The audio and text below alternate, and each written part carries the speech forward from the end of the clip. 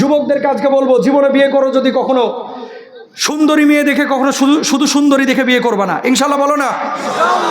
এবং মেয়েদেরকে, মহিলা প্যান্ডেল আছে নাকি? মহিলা প্যান্ডেল আছে এখানে? ও প্রজেক্টরও আছে। আমি বলবো আপনাদেরকে কয়েকটা কথা। এই সমাজের মধ্যে পরিবারগুলো কিন্তু ভেঙে পড়ছে ভাই। আগামীর বাংলাদেশ বড় কঠিন সময় কিন্তু পার করবে। মানুষ টাকার সংকটে ভুগবে না, মানুষ মানসিক সাপোর্টের সংকটে ভুগবে, মানসিক সাপোর্টের সংকটে ভুগবে। 3 পোলা 3টা চলে যাবে বিদেশ, বুড়া বুড়ি বাড়িতে দেখার মতো কেউ নাই। এই পরিস্থিতির সামনে 20 বছরের মধ্যে চলে আসতেছে, ঠিক কিনা? বাপ মা জাপানের মতো মরে পড়ে থাকবে, খবর নেওয়ার মতো কেউ থাকবে না। আমি আপনাদেরকে 2-3টা পরামর্শ দিতে যাচ্ছি। 1 নাম্বার, বিয়ে যখন করবেন বউকে বলে নেবেন যে আমি বেশি সন্তান নিতে চাই, তোমার কোনো আপত্তি আছে কিনা। এই কথাটা শুনে সবাই কিন্তু একবার আকাশ থেকে বললেন, অথচ নবীজি বলছেন তাজাওয়াদুল ওয়াদুদুল ওয়ালুদ ফাইন্নী মুকাসিরুম বিকুমুল আমাম। নবীজি বলছেন এমন মেয়েকে বিয়ে করো যে অধিক সন্তান তোমাকে দিতে পারে। যদি এমন মেয়েকে বিয়ে করো, এই মেয়েটা সে তো আল্লাহর পছন্দের মেয়ে হবে, জান্নাতি বান্দি হবে।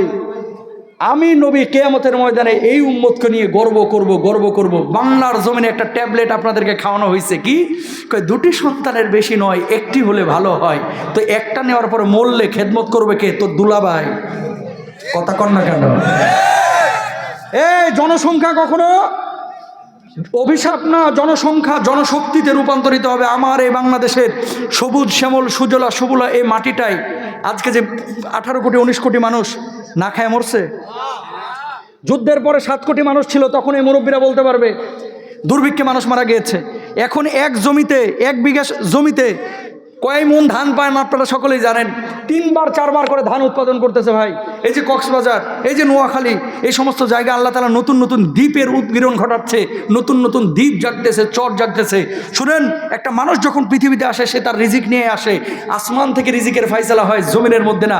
সরকার, খাদ্যমন্ত্রী আপনারা খাওয়াই না, খাওয়াই কে? এখন আপনি বলবেন যে হুজুর আমার চাকরি বাকরিতে ছিল না, বুকে হাত দিয়ে একটা কথা বলবেন, আজকে প্রমাণ করতে হবে।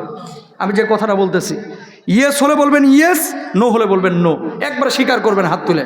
আমি বলতেছি, বিয়ের আগেও টাকা কামাইছেন, টাকা থাকে নাই। বিয়ের পরে বাচ্চা কাচ্চা হওয়ার পরে যা কামাইছেন, টাকা খায়া দায়া আরো জমছে, এরকম 2-1 মানুষ এখানে আছে না নাই?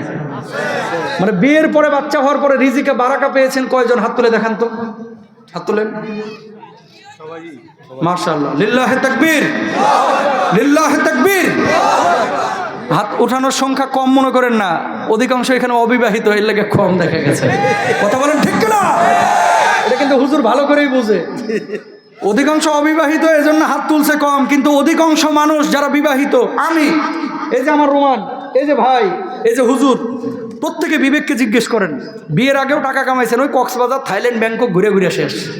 আর বিয়ের পরে যা কামাইছেন, খরচ হয়েছে, খরচ করার পরে আবার 2 লাখ 3 লাখ প্রতি বছর জমছে। কারণটা কি? ওই বাচ্চাটা তার রিজিক নিয়ে আইছে, আপনি জানেনও না, ঠিক কিনা?